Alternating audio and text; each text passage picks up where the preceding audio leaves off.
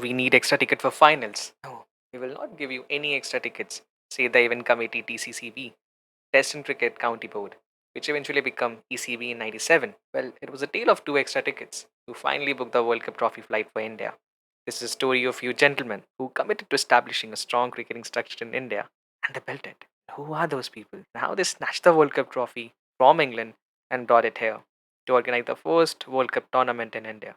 Today, glue yourself in yard battles to know fascinating facts about the 1987 World Cup. Oh, sorry, 1987 Reliance Cup. Well, that's what Anil Ambani said. Jeez, everyone know what happened. 83 was the year when India saw a cricketing revolution. The year India saw its champions land at Bombay airport with the World Cup in hand. 83 World Cup is no coincidence. It was much more than that. That World Cup snatched the crown from England and made subcontinent cricket a superpower. So what was the story then? Siddharth Shankar Rey, Union Education Minister in the Congress government, arrived in England to surprise his dear friend, Mr. NKP Salve, who was BCCI President. And when the news came that India would play the final against West Indies at Lord's on 25th June 83, he asked Mr. Salve to arrange two tickets for him. Simple. Mr. Salve immediately agreed and requested the organizing committee to provide him additional tickets. But the committee refused him outright. Certainly, it was an insult to the BCCI president, whose team is in the final. They had some reserved seats for MCC members, but nothing for BCCI president. And here that small storm turned into a tornado and took everything from England. Well, and everyone knows what happened then. India won the World Cup, which not only created a generation of cricketers, but it also opened the way for the BCCI president to organize a Cricket World Cup in India. But do you think it would be easy? No, it wasn't. The BCCI wasn't the BCCI you know today. They had no political powers, no financial influence, absolutely nothing. There's no global impact. And towards the situation at that point of a time, England and Australia held veto powers as well, which meant that anything India suggested could easily be shut down. So, in short, we needed help.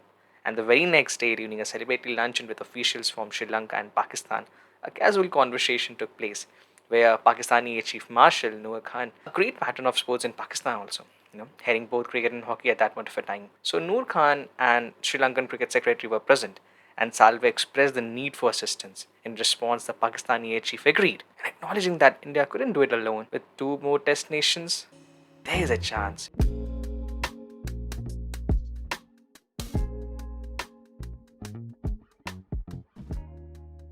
So, with a small victory in hand, Salve returned to India with his victorious team, where they were felicitated by Prime Minister Indira Gandhi.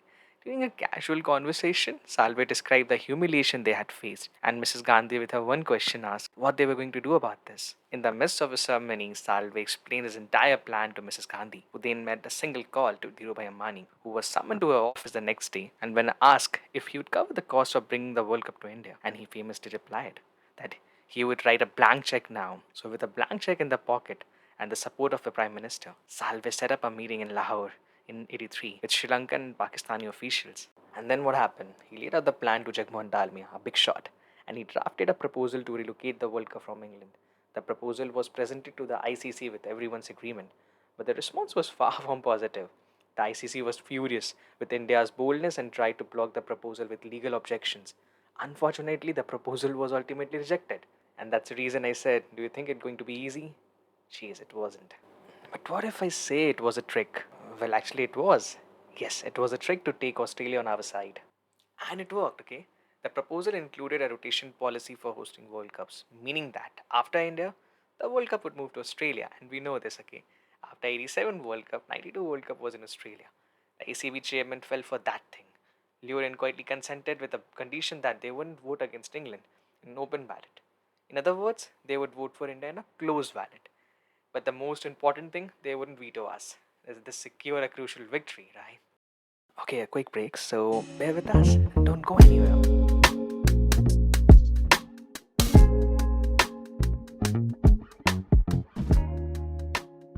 Yes, we then move forward to ensure the joint hosting of the next World Cup. India and Pakistan formed the India Pakistan Joint Management Committee. They nominated Salve as a president, and together they set their sights on the ICC voting system. And that is going to be funny for you guys. So at that time, associate teams were considered the lowest of the low in the cricket hierarchy. The ICC total voting strength was 37, with two votes each for the 8 test nations and one vote for each 21 associates. Well, however, 60% of the ICC funding went to the 8 test-playing nations, leaving only 40% to be shared among the rest. Salve saw an opportunity and approached the associate teams, offering them 4 times the money that England was offering for the test-playing nation. The offer was 5 times more than what England was offering, and the tempting reward up for grabs. The ICC voting begins and ending with a 16-12 victory for India. However, before it could be officially announced, England, we know England, raised objections. And you know what they said? They said they hadn't seen the vote of Pakistani representative, Chief Justice Naseem Hassan Shah. They couldn't see Justice Shah because of his small stature. Yes, this is what England said. And now this is the reason I said this is going to be funny for you guys. But you know what? When the recount happened, infuriated Justice Shah stood on the bench with the both hand raised, making sure those English officials could see properly. And then what? Whoa, India had won.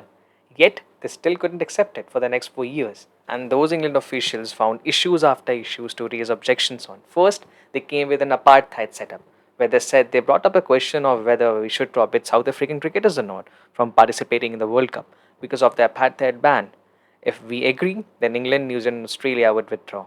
If we disagree, not only would the West Indies back out, but we would also be betraying Indians living in Africa as a second class citizen. But here is our president, Mr. Salve. He said, no man, we will ban them for sure, but the ban would only take effect a year after the World Cup.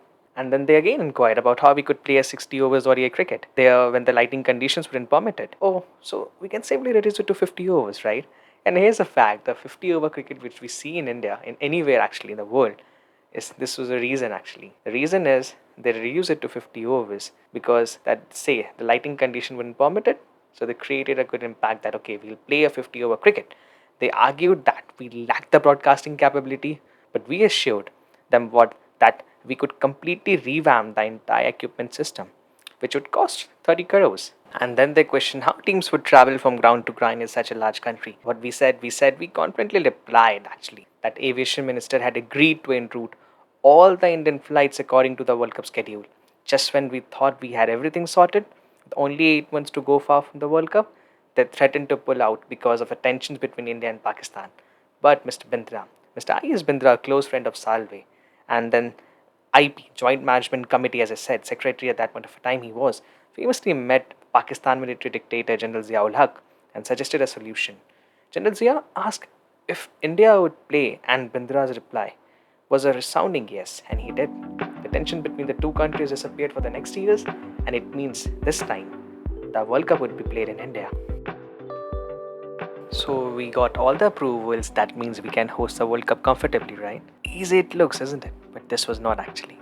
So what happened next? Well, I would suggest you to stick to yard battles.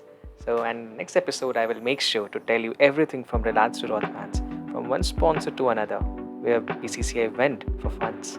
Till then, stay tuned to yard battles.